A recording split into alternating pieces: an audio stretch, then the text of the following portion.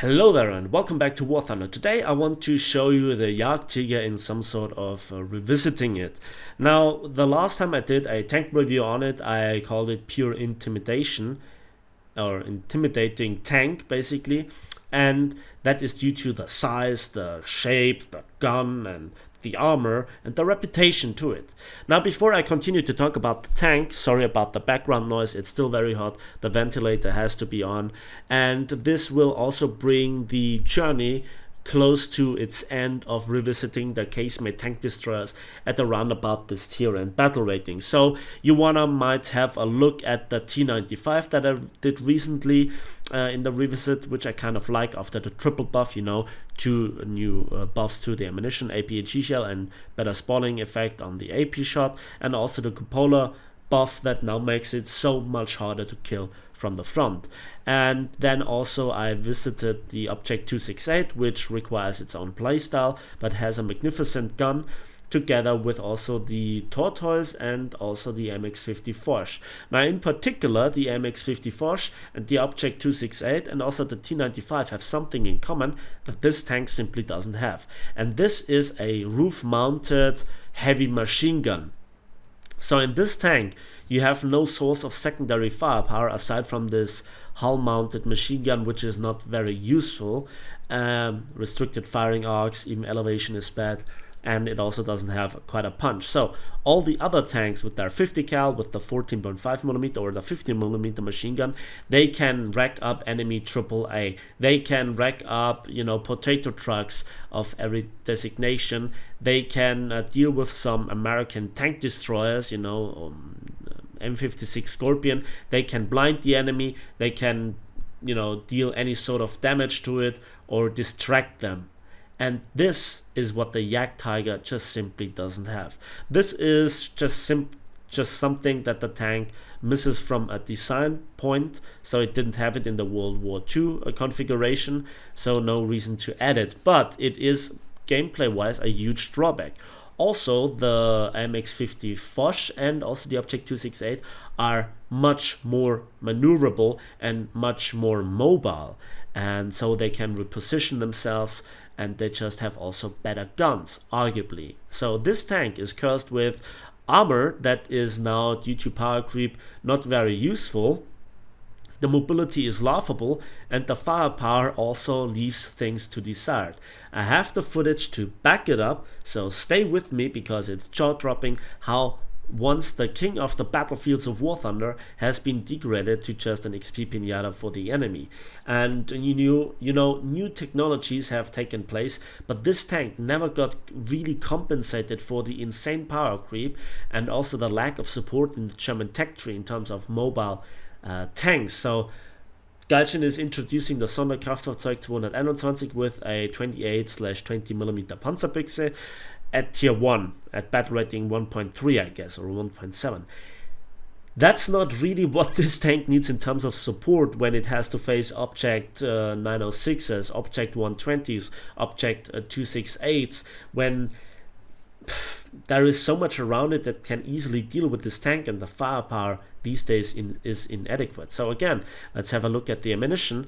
We have a high explosive shell with 36mm of penetration because of 3,700 grams of TNT filler, and we also have the Panzergranate 53 with nearly 800 grams of TNT filler and a 28mm fuse sensitivity, and also 270mm of penetration. But it loves to bounce, the fuse doesn't go off, and even when it goes off, it doesn't one-shot tanks all the time. I have the footage. Take a pillow and lay it on the table because that jaw-dropping will hurt. So the first scene is about the mobility, where I'm just, approaching the combat zone, and also the effect of enemy APHE shells on my tank. Watch this. An Object 906 killed me from across the map, but that's not really it. Look at where he hit me. Right at the top of the rear of the crew compartment. It killed 3 crew member, and the 1 propellant charges blew up.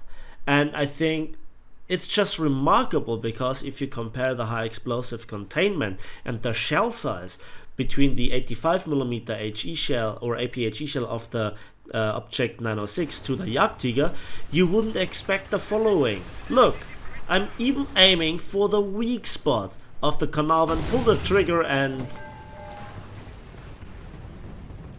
What? Well, let's watch that again. So, the shell penetrates the tank, explodes inside it, and nearly 800 grams of TNT equivalent didn't have the same effect. This is how it usually works and how it should work every single time. So this happens way too often for not you to show it. For me not to show it to you, rather. So now here, this is right at the beginning of the battle, and I just wanted to lock down this position. I'm the tank destroyer, there is A gets captured by our team, and I want to support them, but the enemy doesn't come out. So I cannot be flanked. My enemy is perfectly supporting me all around, and I'm locking this thing down. So my crew, or my team has now the best support that they can have.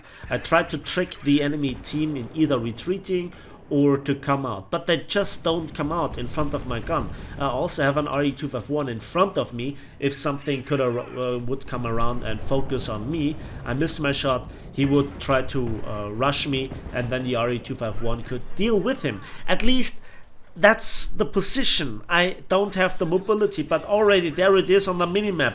There is a damn heavy tank of the enemy team already flanking through our entire team, and there is nothing that can stop him. There is a SPA, but that's about it. So now I'm literally between a rock and a hard place.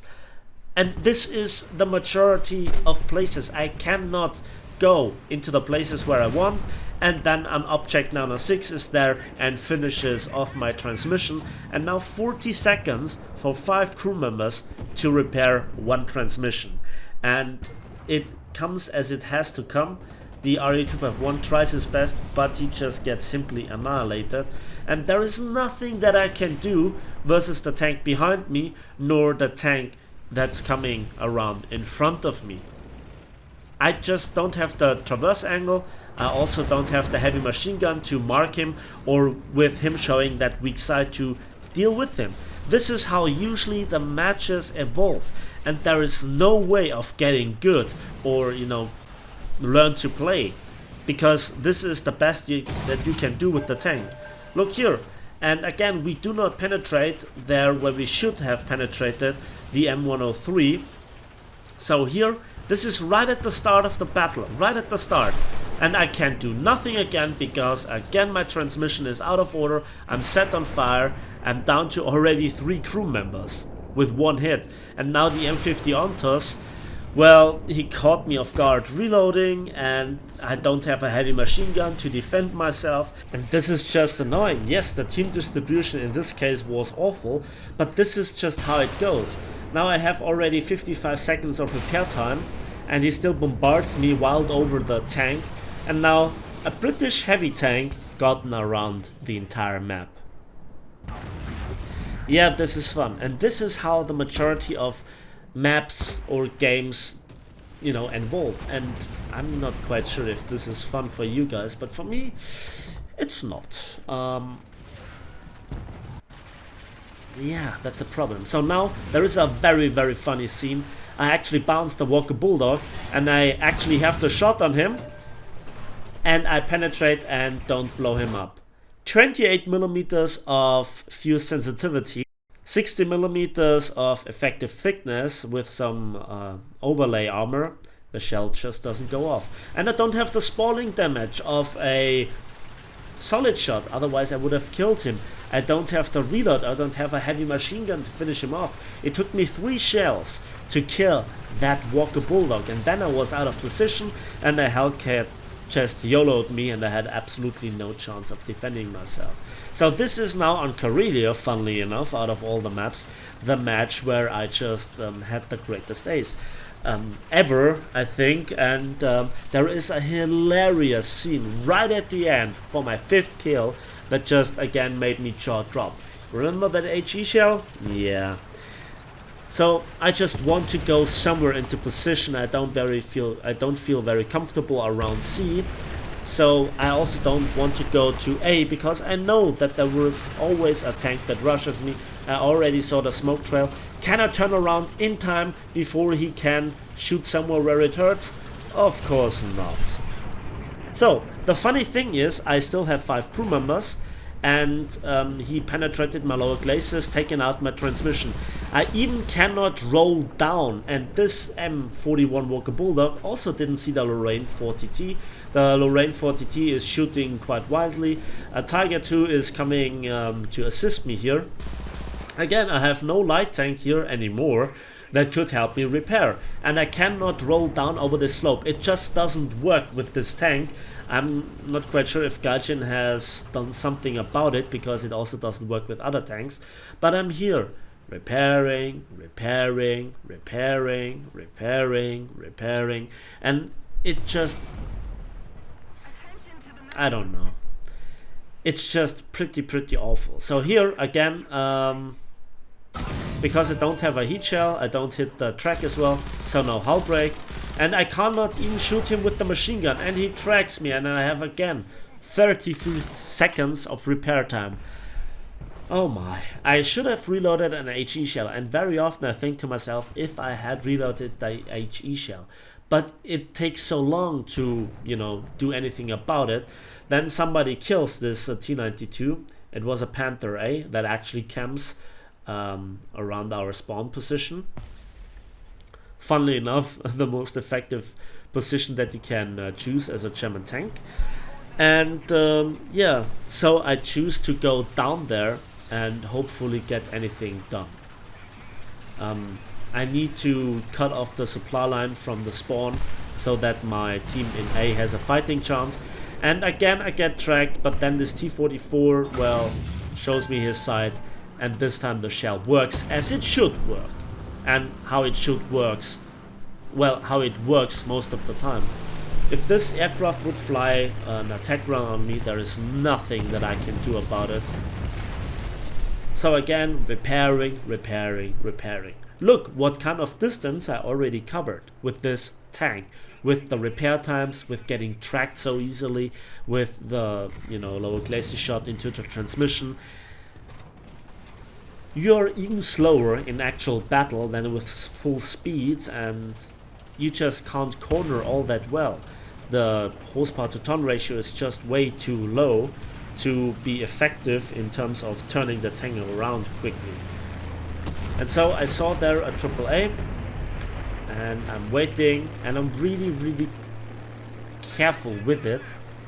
And again, if I would have now here an Object 268, a T95, or anything like the MX-50 Foch, I could play much more aggressively due to the mobility, angling early on, and also having the heavy machine gun on top. Hell, even with the Tortoise, I have the all-around better protection. Granted, then I have, you know, more weak spots on the front, which are even more lethal. But I digress. So here I try with the camera angle on the top right corner. You can see it where I'm observing it. It gives you a few more meters of visibility. Take every possible advantage that you can get. And look at this. Hull break, because I hit the engine. And the other SPA now comes around. Again, no heavy machine gun to deal with it. And of course I hit the rock because the tank is so wide. So I have to reposition myself. And now watch this. Yep. No real damage. No tracking. Ammunition doesn't blow up.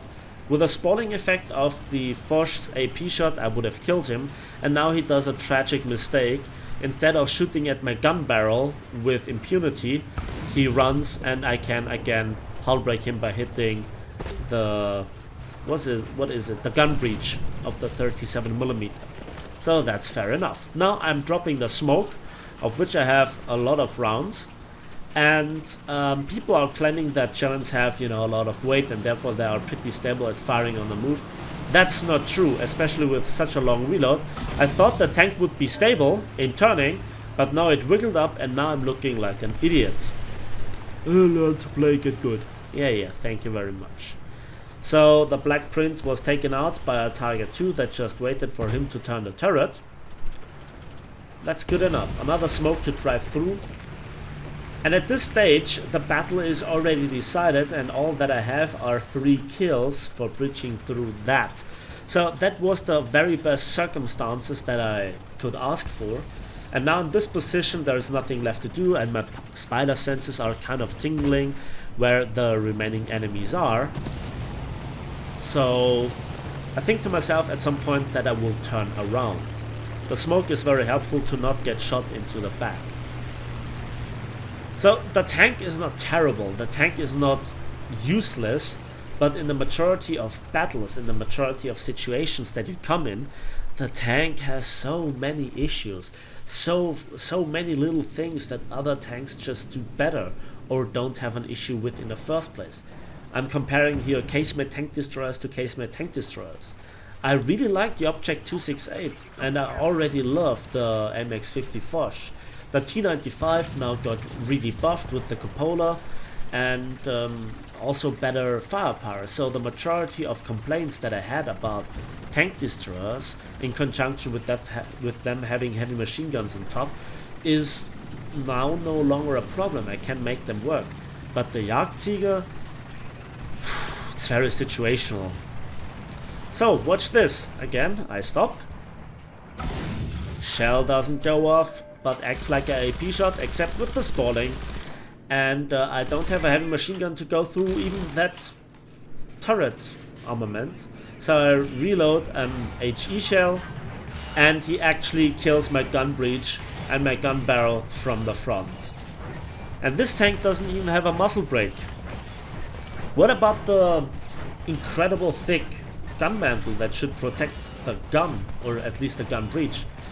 Well, here I have 2 seconds to repair, and now for the very first time the HE shell is there to be shown, and actually a Focke-Wulf destroys the Centurion Mark III. So I keep reloading the HE shell. You know, you can in theory splash a lot of the tanks on the turret and it splashes down and you get the kills. Very useful against Russian tanks in particular, not so much against some of the American heavy tanks. So here I think, yeah, I want to end the game. We have all the capture zones. My team is closing in on the more western spawn. I'm going here for the southeastern spawn, and I'm reversing up the hill. So the next few minutes I just cut out. And then I'm going into the Mountain Goat Simulator 2018, as you can see, and that with a Jagdtiger. So it's incredible what you have to do for your kills. 4 kills, 3 of which are SPA. Yes, I totally could not have done this with any other tank in the game as well. Pretty much faster and with kind of less risk at some point. And what is that? Is this an Achilles? Open-topped tank destroyer, and I have an HE shell loaded? Well, let's aim for the turret. So it's not just the APHE that doesn't work in the majority of cases, but now also the HE shell lets me down and it even detonates, and the ammunition just goes orange and just 1 of the 5 crew members dies. And the only thing that works is that the engine gets set on fire and the turret ring is, well, damaged. And so I have to endure for the entirety of the reload to actually, you know, reload another shell. And again, now the ammunition gets black and just disappears, and I set him on fire again. Yeah, so we load our 3rd HE shell, and we hope for the best. Does he burn down? Not quite. So I don't take any risks and finish him off. And this time, shooting outside, I kill the crew and I blow up the ammo rack. And that's the match. That's now my ace with this tank. 4 triple A's with a Jagdtiger. Yes, the gun is awesome. Yeah. So, a few minutes later I cut out, the game ends, and now we come to the final verdict of the tank. I think the tank has a lot of problems, and even where you think it would work with the HE shell or the ammunition, it lets you down very often. And that is just simply highly frustrating for any sort of tank driver throughout any nation. and if not even the firepower is rewarded, I don't know. That's it for me today, so thanks for watching, thanks for listening. I hope you enjoyed the video. Let me know in the comment section what you think about these issues, and if they're just in my mind or also in yours now. Yeah, give the video a like if you did, subscribe if you want to see more, and we'll see each other in the skies and on the battlefields of War Thunder.